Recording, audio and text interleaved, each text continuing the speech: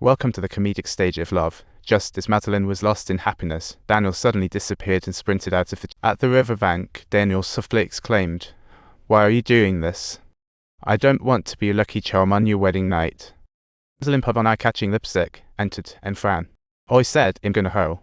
The bathroom echoed with dramatic opening lines, and the honeymoon night turned into a comedy show. Daniel held onto his father's photo, resolutely refusing to share a last name with Fran. Always. He feared his dad would go missing, but Fran always valued him like a son. After Madeleine started work, downstairs, an eerie figure loomed, and Fran always turned to hide master, hiding an unknown secret. As night fell, Fran always took out the paper, like a job ad. A perfect job awaits. Job spot was in a U.S. military base in Waterloo, with hunky American soldiers as customers.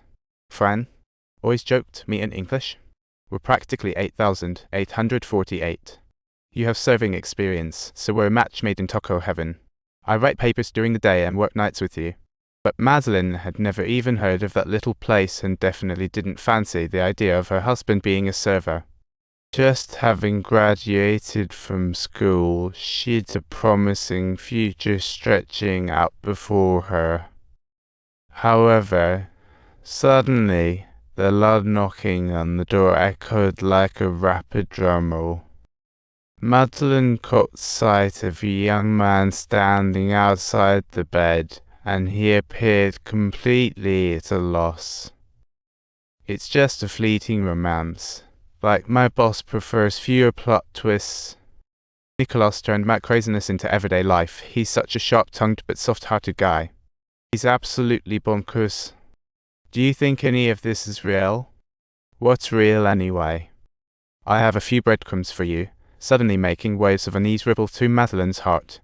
She was parenting solo, feeling the weight of life pressing down, and then Fran always showed up like a spotlight.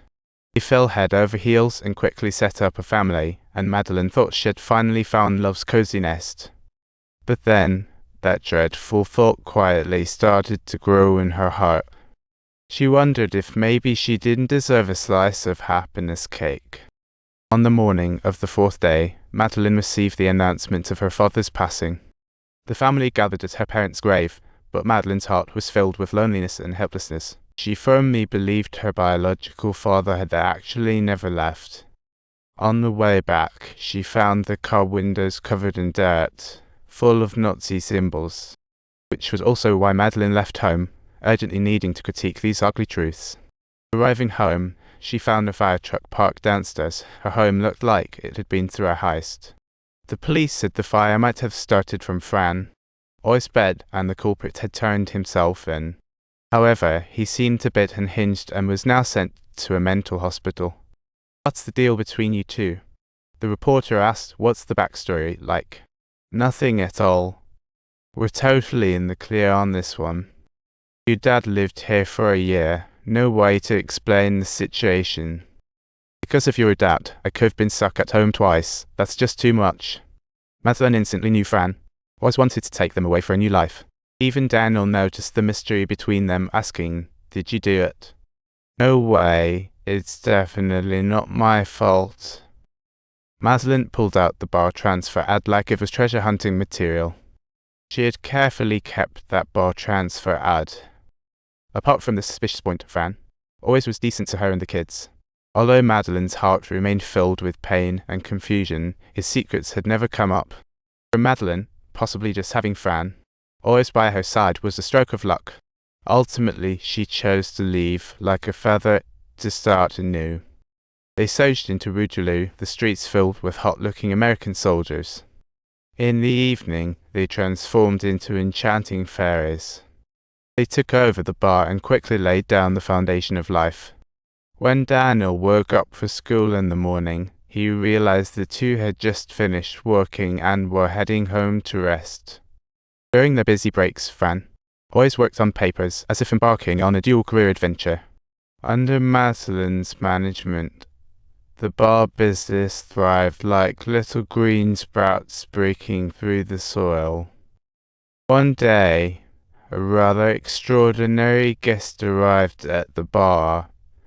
continuously gazing at Madeleine and then presented the full crate of fine wine, saying, "Cheers to love." He brought delicious treats and overflowing enthusiasm, looking both comical and cheerful. Madeleine couldn't help but chuckle and frown. Always got infected by his liveliness too. As days went by, Jimmy became the bar's permanent star. After his shifts, he would always rush over, sharing juicy military gossip with the couple, often expressing nostalgia for his hometown with a soft glow in his eyes.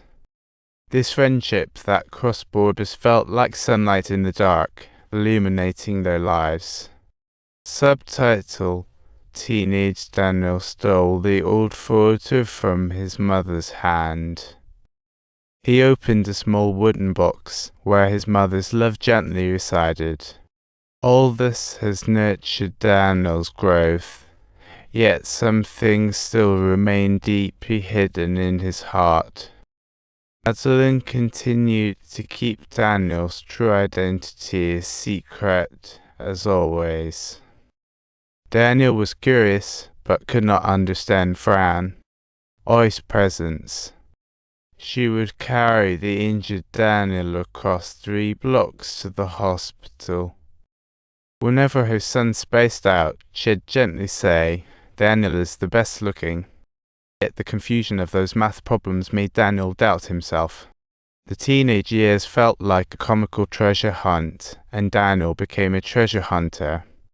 Fran always received a letter from her father about transferring the textile factory, unveiling a mysterious power. The brother was willing to pay money to buy the shares in his hands, instantly transforming their lives. After the bar had closed down, Jimmy gently strummed the strings, singing the rural ballad. Don't forget to subscribe if you liked it.